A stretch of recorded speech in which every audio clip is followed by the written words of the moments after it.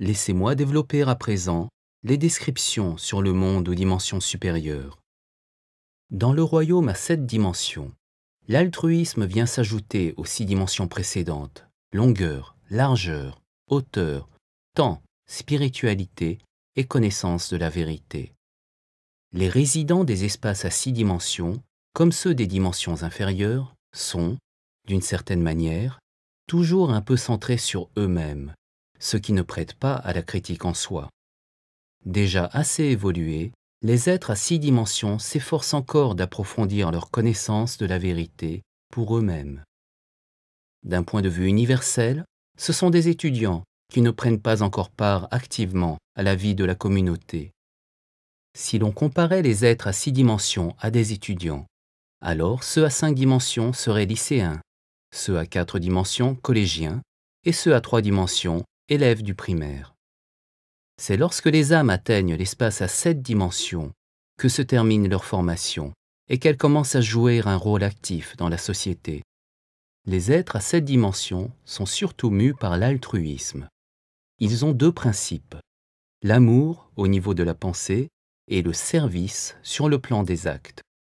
Tout en s'aimant et en s'aidant les uns les autres, ils instruisent les âmes aux dimensions inférieures, plus particulièrement celles qui se sentent perdues dans le monde à 4 dimensions, après avoir quitté leur corps physique. Il leur arrive de s'incarner au sein du monde tridimensionnel pour y mener une vie d'amour et de service. L'espace à 7 dimensions est ainsi peuplé d'esprits nobles. Dans le royaume à 8 dimensions, la miséricorde vient se greffer aux 7 autres éléments: longueur, largeur, hauteur, temps, spiritualité, connaissance de la vérité et altruisme. Ce que traduit l'idée de miséricorde, c'est le sentiment du don gratuit, c'est-à-dire un don provenant d'un être supérieur en conscience qui se déverse en continu, sans réserve ni discrimination. Si l'amour altruiste du monde à 7 dimensions se contente de donner, l'amour à 8 dimensions lui est encore supérieur, car c'est un amour qui donne sans relâche, un amour infini. L'amour à 7 dimensions est encore le fruit d'efforts humains. Ils s'efforcent par eux-mêmes d'accumuler énergie et lumière afin de les partager avec autrui. Dans le monde à 8 dimensions, l'amour devient inépuisable comme le soleil. C'est cela la miséricorde.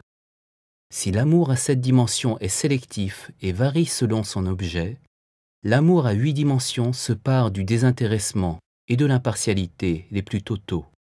Il est dénué de tout sentiment humain, à la source de tout sentiment sélectif.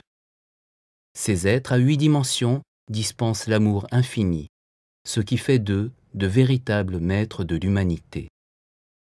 C'est dans l'espace à 9 dimensions que la notion de cosmos s'ajoute aux éléments de longueur, largeur, hauteur, temps, spiritualité, connaissance de la vérité, altruisme et miséricorde. Jusqu'aux espaces à 8 dimensions, la zone d'existence des habitants se limite au champ énergétique de la planète Terre. Mais l'espace à 9 dimensions s'étend bien au-delà de la sphère de la Terre et du système solaire. Il est relié aux sphères spirituelles des autres galaxies.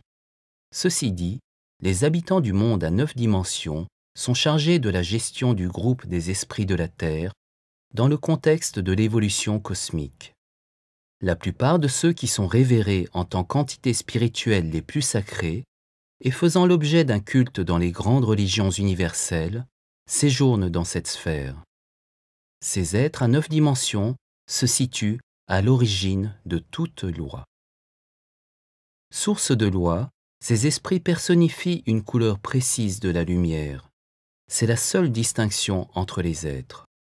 La loi divine est unique, mais, filtrée par la personnalité des habitants du monde à 9 dimensions, celle-ci est symboliquement exprimée par les 7 couleurs de la lumière. Au-dessus du monde à 9 dimensions se trouve l'espace à 10 dimensions, tout au sommet du groupe des esprits de la Terre. On n'y trouve aucun esprit ayant pris naissance en tant qu'humain. Seules 3 entités de conscience ou conscience planétaire y coexistent.